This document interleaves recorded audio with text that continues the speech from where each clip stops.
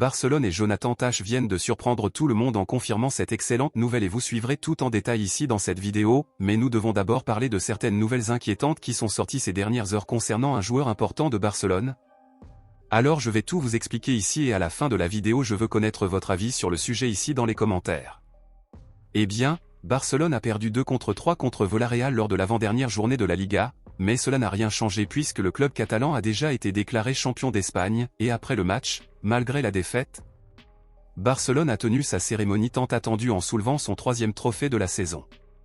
Eh bien, un joueur qui a encore une fois brillé dans ce match, outre Lamine Yamal, était notre milieu de terrain offensif Fermín López, qui a marqué l'un des buts de Barcelone.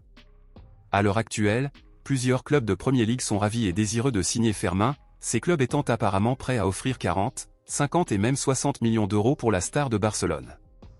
Beaucoup sont évidemment contre la vente du joueur, mais étonnamment, certains soutiennent la vente de Fermín. Mais faites-vous partie du groupe qui est pour ou contre la vente de Fermín López? Laissez votre avis ici dans les commentaires.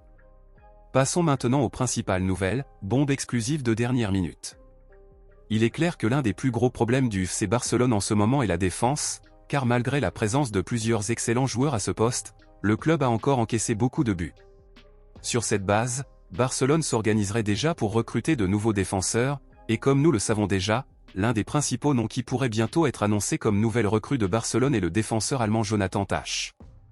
Jonathan Tah et Barcelone ont conclu un accord verbal en janvier pour que le joueur rejoigne le club catalan au milieu de l'année sur un transfert gratuit car il ne renouvellera pas son contrat avec Leverkusen, et aujourd'hui, le joueur a été vu dans la ville espagnole et on pense qu'il est là pour résoudre les dernières formalités avant de signer le contrat officiel avec Barcelone alors que le club termine de résoudre certains problèmes bureaucratiques avec la Liga.